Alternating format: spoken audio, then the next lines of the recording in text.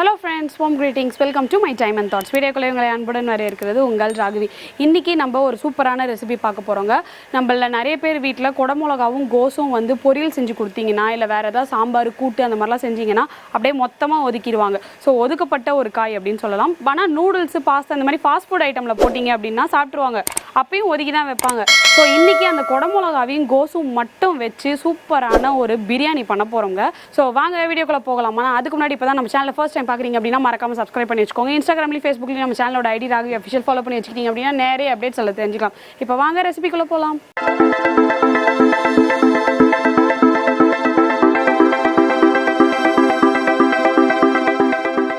உங்களுக்கு எப்பயும் போல இன்கிரீடியன்ட்ஸ் லிஸ்ட் வந்துடும், டிஸ்கிரிப்ஷனில் இருக்கும், செக் பண்ணிக்கோங்க. ஸோ இப்போ இன்னைக்கு செய்ய போகிற ரெசிபி வந்து ஆக்சுவலாக பன்னீர் தேவையே இல்லை, இது சுத்தமாக ஆப்ஷனல் தான். வெறும் கொடமிளகாவும் கோஸும் இருந்தாலே போதும். ஏன்னா இந்த ரெண்டு வெஜிடபிளுமே வந்து வீட்டில் பசங்களும் சரி பெரியவங்களும் சரி அவாய்ட் பண்ணிடுவாங்க, டக்குன்னு விரும்பி சாப்பிட மாட்டாங்க. கூட்டு, பொரியல், சாம்பார் இந்த மாதிரிலாம் வச்சோம் அப்படின்னா அதனால் கொஞ்சம் மசாலா ஆடடாக இந்த மாதிரி கொடுத்தோம் அப்படின்னா விரும்பி சாப்பிட்ருவாங்க இல்லையா. அதனால் சும்மா இது வந்து ஒரு ட்ரிக்கு. இந்த ரெண்டு காயும் வந்து நம்ம டெய்லி வீக்லி மீலில் சேர்த்துக்கிறதுக்கு ஒரு சின்ன டிப்பு. ஸோ இதை மட்டும் வச்சு கூட நீங்கள் பண்ணலாம். பன்னீர் வந்து ஆப்ஷனல். நான் பன்னீர் வாங்கி வச்சிட்டேன் அண்ட் வாங்கினதும் வந்து கம்மி குவான்டிட்டி தான் வாங்கினேன். ஸோ ஒரு 100 கிராம் தான் இருக்கும். அதனால் இதை வச்சு வேறு என்ன பண்ணுறது அப்படின்னு தெரியல.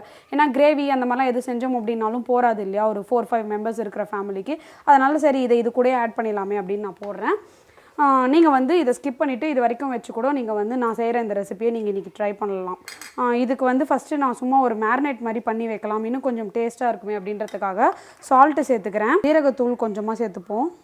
எல்லாமே ஒரு டீஸ்பூன் தான், டீஸ்பூன் இல்லாமல் அப்படியே போடுறேன். ஸோ அதனால் நீங்கள் குழம்பிக்க வேண்டாம்.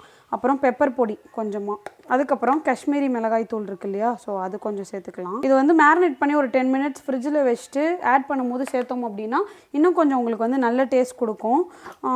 அந்த மசாலாலாம் நல்ல பன்னீரில் வந்து ஊறி இருக்கும். அதுக்கப்புறம் கெட்டி தயிர் வந்து ஒரு ஃபுல் டேபிள் ஸ்பூன் எடுத்து போட்டுக்கோங்க. நீங்கள் வந்து தயிர் இல்லை அப்படின்ற பட்சத்தில் லெமன் ஜூஸ் இருக்கு இல்லையா, அது கூட வந்து ஒரு டீஸ்பூன் சேர்த்துக்கலாம். இது வந்து டேபிள் ஸ்பூன்னா அது வந்து 1 டீஸ்பூன் சேர்த்துக்கலாம். அதுவுமே வந்து உங்களுக்கு நல்லா தான் இருக்கும். அதுக்கப்புறமா இஞ்சி பூண்டு ஃப்ளேவர் வந்து அதிகமாக விரும்புகிறவங்களாக இருந்தீங்க அப்படின்னா இதில் கொஞ்சமும் அதில் கொஞ்சமும் சேர்த்துக்கோங்க. அப்படி இல்லை அப்படின்னா நீங்கள் ஸ்ட்ரைட்டாக பிரியாணியில் மட்டும் கூட சேர்த்துக்கலாம், இதில் சேர்த்துக்கணுன்னு அவசியம் இல்லை. இப்போ இது எல்லாத்தையும் போட்டுட்டு ஜென்டலாக ஒரு மிக்ஸ் கொடுத்துடலாம். எல்லாமே போட்டு நல்லா மிக்ஸ் பண்ணதுக்கப்புறமா கொஞ்சமாக இதுலேயே ஆயில் சேர்த்துக்கலாம். இது வந்து நார்மல் நீங்கள் குக்கிங் ஆயில் என்ன யூஸ் பண்ணுறீங்களோ அதை ஆட் பண்ணிக்கோங்க. ஆட் பண்ணிவிட்டு திரும்பவும் ஒரு மிக்ஸ் கொடுத்துட்டு இதை வந்து ஒரு 10 மினிட்ஸ் நம்ம ஃப்ரிட்ஜில் வச்சிடலாம் மூடி போட்டு. ஸ்டவ் ஆன் பண்ணிவிட்டு நான் வந்து குக்கிங் ஆயில் கொஞ்சம் ஒரு 30 ml அளவுக்கு விட்டுக்கிறேன். ஸோ எண்ணெய் விட்டு ஸ்டவ் ஆன் பண்ணதுக்கு அப்புறமா தான் நான் வந்து அரிசியை வாஷ் பண்ணி ஊற வச்சுருக்கேன். ஏன் அப்படின்னா நான் யூஸ் பண்ணுறது ஜீரக சம்பா அரிசி. நீங்கள் normal basmati rice, biryani rice அந்த மாதிரி யூஸ் பண்ணுறீங்க, இல்லை நார்மல் நீங்கள் குக்கிங்க்கு யூஸ் பண்ணுற அந்த ரைஸ் கூட நீங்கள் யூஸ் பண்ணி இந்த டிஷ்ஷை வந்து செய்யலாம். அந்த மாதிரிலாம் யூஸ் பண்ணுறீங்க அப்படின்னா ஒரு 20 மினிட்ஸ்லேருந்து ½ hour வரைக்கும் ஊற வச்சுக்கோங்க. இது ஜீரக சம்பா அப்படின்றதுனால உங்களுக்கு டக்குன்னு ஊறிடும், அப்புறம் அரிசி உடஞ்சிரும் ரொம்ப நேரம் ஊறிடுச்சு அப்படின்னா. இன்றைக்கி நான் வந்து ஒரு 4லேருந்து 5 பேர் அளவுக்கு சாப்பாடு செய்கிறேன். ஸோ எவ்வளோ போட்டிருக்கேன் அப்படின்னா 2 கிளாஸ் ஃபுல்லாக போட்டுட்டு அதுக்கப்புறம் ஒரு ½ கிளாஸ் போட்டிருக்கேன். நீங்கள் எத்தனை மெம்பர்ஸ்க்கு செய்கிறீங்களோ அதுக்கேற்ற மாதிரி மற்ற இன்க்ரீடியன்ஸ்லாம் அதிகமாகிறதோ கம்மியாகிறதோ பண்ணிக்கலாம். ஸோ எண்ணெய் சூடாகிடட்டும். 2 ஏலக்காய் வந்து இந்த மாதிரி ஒரே ஒரு பக்கம் மட்டும் பிரிச்சுட்டு போட்டுக்கோங்க. அப்போ வந்து இன்னும் கொஞ்சம் உங்களுக்கு வந்து அந்த ஸ்மெல் வந்து நல்லா எடுத்து கொடுக்கும்.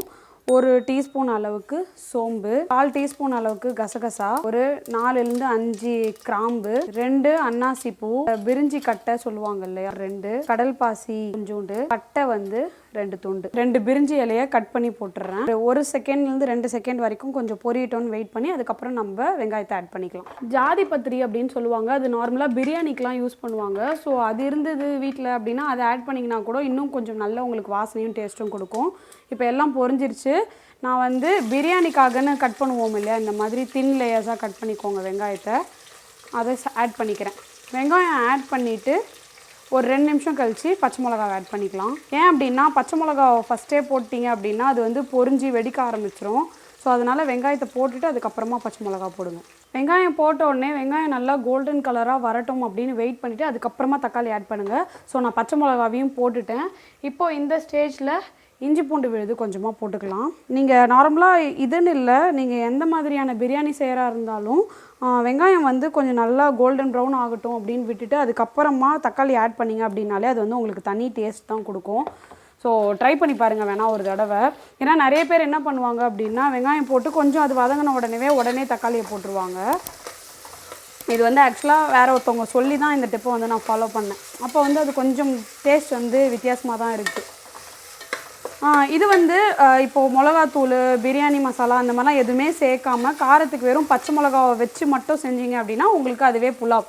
பட் நான் வந்து பிரியாணி ஸ்டைலில் செய்ய போகிறேன் அப்படின்றதுனால நான் இன்றைக்கி மசாலாஸ் எல்லாமே ஆட் பண்ண போகிறேன். கட் பண்ணி வச்சுருக்கிற அந்த தக்காளியும் ஆட் பண்ணிக்கலாம். தக்காளியும் அதே மாதிரி மெல்லிசா நீல வாக்கிலே கட் பண்ணி வச்சுக்கோங்க.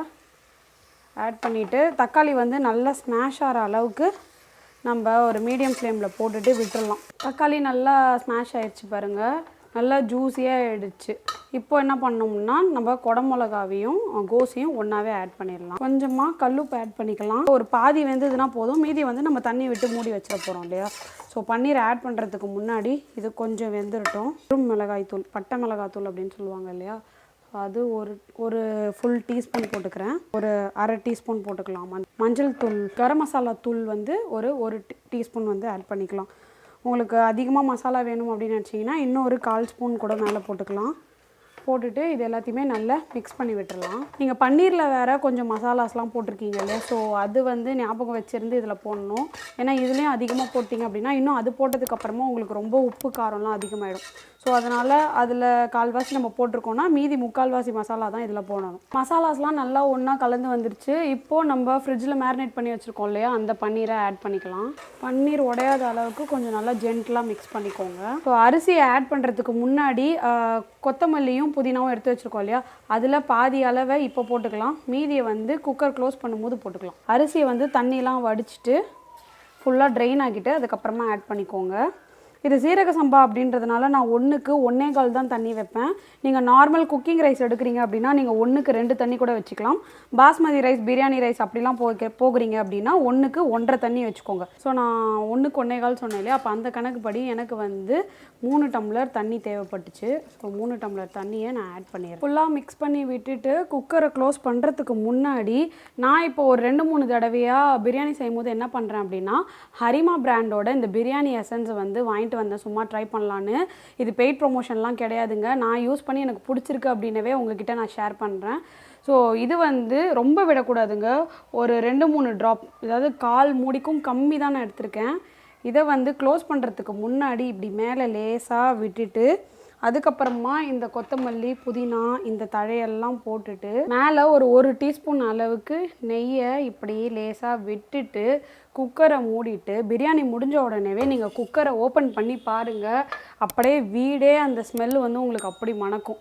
ஸோ இப்போ நம்ம குக்கரை க்ளோஸ் பண்ணிடலாம். நிறைய பேர் விசில் வச்சு கணக்கு வைப்பீங்க. ஸோ நான் வந்து இது வரைக்கும் குக்கரில் விசில் போட்டே பிரியாணி செஞ்சது கிடையாது. அதனால் எனக்கு வந்து என்னை ரெகுலராக ஃபாலோ பண்ணுறவங்களுக்கு தெரியும், எனக்கு எப்போவுமே டம்ளர் கணக்கு தான். 10 மினிட்ஸ் ஆகுது. ஸோ பார்த்தீங்கன்னா ப்ரெஷர் வருது, உங்களுக்கு தெரியும் பார்த்தா. இப்போ நான் என்ன பண்ண போகிறேன் அப்படின்னா ஒரு டம்ளரை போட்டுட்டேன் அண்ட் ஸ்டவ்வை வந்து ஃபுல் சிம்மில் வச்சிட்டேன். இவ்வளோ நேரம் ஹையில் இருந்தது, இப்போ ஃபுல் சிம்மில் வச்சிட்டேன். ஸோ கரெக்டாக ஒரு 10 மினிட்ஸில் வந்து எனக்கு பிரியாணி ரெடி ஆகிடும். டம்ளர் போடுறதுக்கு முன்னாடி 10 மினிட்ஸ், அதுக்கப்புறமா ஒரு 10 மினிட்ஸ், மொத்தமாக 20 மினிட்ஸு. அது முடிஞ்சதுக்கப்புறமாவும் நான் உடனே ஓப்பன் பண்ண மாட்டேன், ப்ரெஷர் ஃபுல்லாக ரிலீஸ் ஆகிட்டோம் அப்படின்னு ஒரு 5 மினிட்ஸ் விட்டுட்டு அதுக்கப்புறம் தான் ஓப்பன் பண்ணுவேன். ஸோ இப்போ ஓப்பன் பண்ணிடலாம். நம்மளோட பன்னீர், குடமிளகா, கோஸ் இதெல்லாம் போட்டு ஒரு ஹெல்த்தியான பிரியாணி ரெடி. ஸோ மெதுவாக எடுத்து விடுங்க, இல்லைன்னா அரிசி வந்து உடஞ்சிரும். ஸோ எந்த அளவுக்கு வந்து சூப்பராக வந்திருக்கு அப்படின்னு பாருங்கள். இதை வந்து இப்போ எடுத்து நான் ப்ரெசன்டேஷனுக்கு வச்சுட்டு சாப்பிட்டு பார்த்துட்டு எப்படி இருக்குது அப்படின்னு உங்களுக்கு டேஸ்ட் சொல்கிறேன். லன்ச் டைம் வந்துருச்சு அப்படின்றதுனால யாருக்குமே பொறுமையாக இல்லை, எல்லோரும் சாப்பிட உட்காந்துட்டாங்க. நான் அதுக்குள்ளேயே உங்களுக்கு வந்து சாப்பிட்டு பார்த்துட்டு எப்படி இருக்குது சொல்லணும் அப்படின்னு எடுத்துகிட்டு வந்தேன்.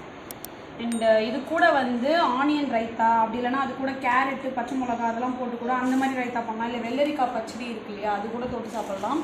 நான் இன்றைக்கி ஆனியன் ரைத்தாவும் கூட வந்து பொட்டேட்டோ சிப்ஸும் வச்சு இந்த பன்னீரை ஒரு பீஸ் இப்படி எடுத்து இப்படி ரைத்தா கூட தொட்டு அப்படியே இப்படி ஒரு வாய் அள்ளி